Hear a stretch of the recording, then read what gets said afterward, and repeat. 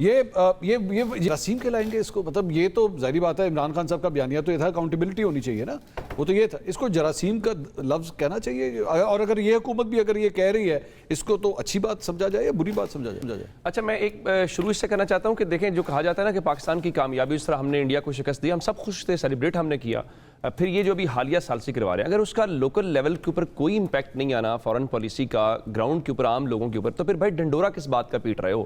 شہباز شریف صاحب نے ووٹ جو ہے وہ ان کے حلقہ انتخاب کے اندر جو ہے وہ جے ڈی وینس اور ٹرمپ ہوں گے یا عباس اراغچی ہوں گے، ووٹ تو آپ نے پاکستان کے لوگوں سے لینا ہے۔ منصور صاحب، جو سب سے زیادہ بدقسمتی ہوئی ہے نا پچھلے چند سالوں میں وہ یہ ہوئی ہے کہ آپ نے پاکستان کے لوگوں کو، عوام کو اس پوری پاور ایکویشن سے نکال دیا ہے۔ مجھے یوں لگتا ہے کہ گورنمنٹ لوگوں سے بدلہ لے رہی ہے کہ بھائی ہم آپ کے پاس آئے تھے 2024 کے الیکشن کے اندر، آپ نے ہمیں بادر نہیں کیا، بٹ ٹھیک ہے اب ہم آ گئے حکومت کے اندر، ہم نے جیسے تیسے بھی آ گئے۔ ابھی میں اپنے سے بات نہیں کہہ رہا، کل چونکہ سپریم کورٹ نے NA 251 کا تفصیلی فیصلہ فارم 45-47 جاری کیا، تو میں اس حوالے سے سپریم کورٹ کے فیصلے کی بنیاد کے اوپر کہہ رہا ہوں، تو گورنمنٹ نے کہا ٹھیک ہے ہم آپ کے پاس آئے تھے 2024 میں، آپ نے ہماری بات نہیں سنی، اب ہم آ گئے ہیں حکومت کے اندر، ہم جیسے بھی آئے ہیں ہم آپ کی بات نہیں سنیں گے۔ اور اس وقت جو سب کچھ ہو رہا ہے نا، جو آپ عمران خان کی بات اس میں ایک پوائنٹ آف ویو جو آپ جناب انہوں نے عوام کو کہا ہم آپ کی بات نہیں سنیں گے، از اٹ لائک دیٹ، یا پھر ایکچولی گراؤنڈ ریئلٹی ہے کہ شاید یہاں پہ کوئی بھی ہوتا، اگر آپ سمجھتے ہیں کہ کوئی اور حکمران ہوتا، کوئی اور سیاسی جماعت ہوتی، گراؤنڈ سچویشن ایسی ہے وہ کچھ کر ہی نہیں سکتے تھا، آپ کے ہاتھ ہی بندے ہوئے ہیں۔ نہیں تو پھر آپ میں نے پچھلے جس طرح حسن صاحب کہہ رہے تھے کہ بھائی یہ تو نہیں ہو سکتا نا لے کے جو ہے وہ سبسڈی دی جائے۔ نہیں میں نے آپ کو پہلے بھی مثال دی نا، ایک یوکرین جنگ والی، یا ہم نے کووڈ والا کرائسس دیکھا کہ کیسے آپ نے مینج کیا، آپ کی پرائیورٹی کیا تھی۔ یعنی اگر آپ یہ سمجھتے ہیں کہ ان دونوں بنیادوں پہ آپ گورنمنٹ اتنا اچھا ڈیلیور کر رہی ہے، لوگ اتنا خوش ہو رہے ہیں، تو شہباز شریف صاحب کو چاہیے اسمبلی ڈیزالو کریں، یہ بہترین موقع ہے، پاکستان کے لوگ جو ہیں اس وقت نعرے لگا رہے ہیں شہباز شریف صاحب کے اور اس حکومت کے، جائیں الیکشن میں ووٹ لیں اور عمران خان کو بتائیں دیکھو بھائی پاکستان کے لوگ ہم نے یہ دو کردار ادا کیا اس پہ اتنے زیادہ خوش ہیں کہ ہم نے آپ کو مقبولیت کے اندر ریپلیس کر دیا۔ آپ مجھے بتائیے کہ آج آپ میں یا ہم میں سے کوئی بھی بیلجیم اور آسٹریا جو ہے یعنی آپ دیکھ لیں کہ وہ سمجھ لیں کہ ہیڈ آفیسز ہیں اس وقت سفارتکاری کے، برسلز ہے، ویانا ہے، تو کیا وہاں پر لوگوں کو تمام چیزیں مفت ملتی ہیں؟ سفارتکاری ایک الگ چیز ہے، سفارتکاری کے لیے آپ بیسکلی یعنی ممالک کے ساتھ آپ کے اچھے ٹرمز ہو جاتے ہیں، پھر وہاں سے بزنس ٹو بزنس آپ نے جو ہے نا ایک کریکشن میں ویری رائٹ، لیکن وہاں پہ بی ٹو بی ہوتا ہے، وہ گورنمنٹ کا کام، کاروبار نہیں ہے۔ میں عرض کر دیتا ہوں اس کے اوپر پھر ڈھنڈورا بھی یہ نہیں پیٹا جاتا، اخباروں میں اشتہارات بھی نہیں دیے جاتے، ٹی وی کے اوپر کیمپینز بھی نہیں کی جاتی کہ ہم نے تاریخ میں وہ کام کر دیا جو کوئی نہیں کر پایا۔ جب آپ جنیوا کی مثالیں دیتے ہیں، باقی ملکوں کی مثالیں دیتے ہیں، تو وہاں بتائیں لوگوں کی پر کیپٹا انکم کیا ہے، وہاں بتائیں گورنمنٹ کے ریزروز کیا ہے، وہاں بتائیں کہ لوگوں کا الیکشن کا پروسیس کتنا فیئر ہے، اس سے کوئی فرق ہی نہیں پڑتا۔ یوکے بتائیں جی کیا حالات ہیں، اطہر قاسمی صاحب بتائیں مجھے، آپ بنیادی طور پہ ان ساری چیزوں کو کیا کر رہے ہیں؟ حسن ایوب صاحب سن لینا، آپ کیا کور کیا کر رہے ہیں؟ آپ اس وقت یہ کہہ رہے ہیں کہ دیکھو بھائی پاکستان کا قد بڑا اوپر جا رہا ہے، ہم بڑا اچھا کام کر رہے ہیں، آپ کو یہ برداشت کرنا پڑے گا۔ آپ مجھے بتائیے کہ اس گورنمنٹ نے کیا برداشت کیا ہے؟ کیا کسی وزیر کا پروٹوکول آپ نے کم کر دیا ہے؟ کیا گورنمنٹ کا ایکسپینڈیچر کم ہو گیا ہے؟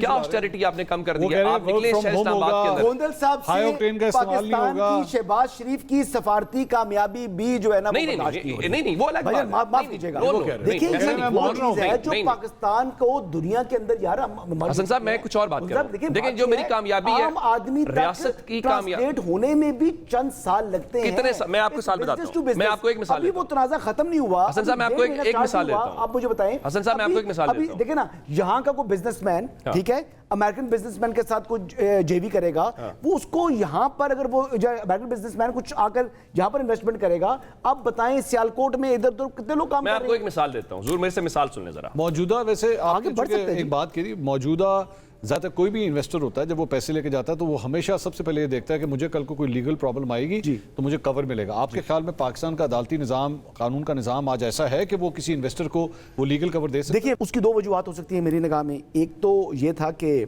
اب شاید جو فورن انویسٹر ہے اس نے دیکھا جی کہ آلریڈی پاکستان کے اندر جو انوائرمنٹ ہے، جو پاکستان کا اپنا انویسٹر ہے وہ باہر جا رہا ہے، ایک اس کی وجہ یہ ہو سکتی ہے۔ دوسری وجہ یہ ہو سکتی ہے کہ ملک کے اندر جس طریقے سے یعنی ہمارے اندر تقسیم موجود ہے یا ایک سیاسی انتشار ہے، یہ بھی ایک وجہ ہے کہ اس کا کون قصور صاحب تھینک یو ویری مچ، اس کے قصوروار جو ہے، میری طرف سے شکریہ ادا کر دیں، جو ہے وہ ایس سی او کے اندر جو اسلام آباد پر چڑھائی کرنے والی پارٹی تھی نا، اس کی ذمہ دار وہ ہے۔ ایس سی او کے سمٹ کے دوران؟ ہاں جی، یہاں پر کون سی پارٹی نے چڑھائی کی تھی؟ وہ کون سی پارٹی تھی؟ ہوئی تھی چڑھائی؟ ہاں آئی تھے نا یہاں پر۔ اچھا میری طرف آئی تھی، سوری ایس سی او نہیں تھی، ایس سی او پہ تو منع ہو گیا، آپ کو یاد ہے صبح 7 بجے جیل کا دروازہ کھلا تھا۔ आजम अच्छा, मेरी तरफ से ना, मेरी तरफ से शुक्रिया अदा करें जेल हसन अय्यूब मैनुअल साहब में का। लिखा हुआ है सुबह 7 बजे नहीं, वो खुला था ना। अच्छा खुल गया था। पर आजकल वो बताते हैं ना कि जेल मैनुअल में ये नहीं है, जेल मैनुअल में वो मैनुअल और था उसका। अच्छा मंसूर साहब, मैं हसन अय्यूब साहब का शुक्रिया अदा करना चाहता हूं, उन्होंने मेरा पूरा केस प्लीड किया, मैं यही बात कर रहा था। अब मैं आपकी मिसाल देना चाहता हूं। ये एक तो मैं खुश हूं पाकिस्तान की सिफारती कामयाबी के ऊपर, हमने इंडिया को हराया, सारे हम खुश थे। मुझे बताइए कि पिछले 9 महीनों में आपकी फॉरेन डायरेक्ट इन्वेस्टमेंट 50% कम हो गई है। इंडिया की जंग जीतने के बाद तो भाई वो 150 इजाफा होना चाहिए था।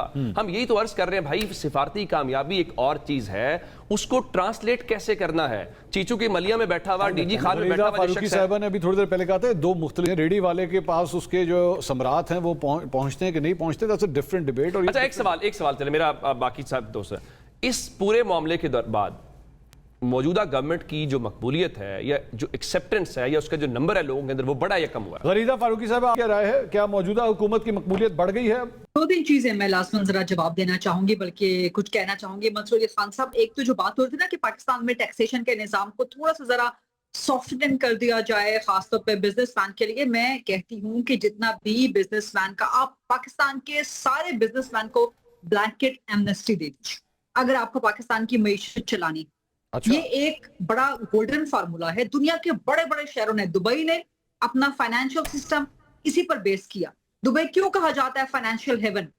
कि दुनिया भर का पैसा वो आपसे पूछते नहीं है कि आप कहां से लेके आए, आपने कहां से अर्न किया, आप इसके रसीदें दिखाएं, आप फिलहाल ट्रेल दें। जितनी प्रॉब्लम्स पाकिस्तान के अंदर या जितनी प्रॉब्लम थर्ड वर्ल्ड कंट्रीज के फाइनेंशियल सिस्टम में होती है, लंदन ने अपना सारे का सारा फाइनेंशियल सिस्टम इसी पर बिल्ड किया। लंदन को दुबई ने कैसे बीट किया with in the span of less than a decade, कि उन्होंने अपने टैक्सेशन के निजाम को उससे भी जो है ना वो एक इजी और कंसीवेबल कर दिया जो लंदन में था। लंदन में फिर भी एक पुराना निजाम टैक्सेशन का फरीदा मौजूद फारूकी है, जो साहब, कि एक सीधा हो रहा था। मैं मान तो ये इंटरसेप्ट कर रहा हूं, blanket amnesty, नहीं, let me build this argument. Let me build this argument. यहाँ पे जो मलिक बहुत से रियाज के वारंट निकल रहे हैं 10 इंटरपोल से, आप कह रहे हैं अरब ब्लैंकेट डॉलर पड़ा एमनेस्टी दे दें। आप अपने बिजनेसमैन को ब्लैंकेट एमनेस्टी दें, उससे मत पूछें कि पैसा कहां से आ रहा है, कहां से वो अर्न कर रहा है। अगर आपने अपनी मईशत को चलाना है, अगर 10 अरब डॉलर आपके पास सिर्फ एक साल में या चंद महीनों में, चंद हफ्तों में चला गया है, तो आप इमेजिन करें कि आपकी इकोनॉमी के पास स्ट्रेंथ कितनी है। आप एक 2 अरब, 5 अरब, 4 अरब के लिए आप IMF के सामने जो है ना वो जी करते फिरते, आप उनकी मिन्नतें करते फिर रहे होते हैं, और आपके अपने मुल्क से 10 अरब डॉलर बाहर चला गया। हमें इसका अंदाजा ही नहीं है। सो ये जो एमनेस्टी की स्कीम्स है ना, ये देने की कोशिश की हर गवर्नमेंट ने, जो भी गवर्नमेंट आए, ठीक। लेकिन उसमें ब्यूरोक्रेसी आड़े आ जाती है, उसमें रेड टेपिंग आड़े आ जाती है, उसमें बड़े और दीगर मसाइल, उसमें आपकी कुछ पॉलिटिकल कॉस्ट भी आड़े आ जाती हैं। लेकिन आपको ये एक वंस फॉर ऑल फैसला करना पड़ेगा। एक तो अपनी ब्लैंकेट एमनेस्टी दें अपने तमाम कारोबारी शख्सियात को, ताकि वो आपका बाहर पड़ा हुआ पैसा पाकिस्तान में लाएं, यहाँ पे इन्वेस्ट करें, फिर देखिए आपकी इकोनॉमी फ्लरिश कैसे करती है। बहुत शुक्रिया। नंबर 2, अपने टैक्सेशन के निजाम को रूथलेस करें।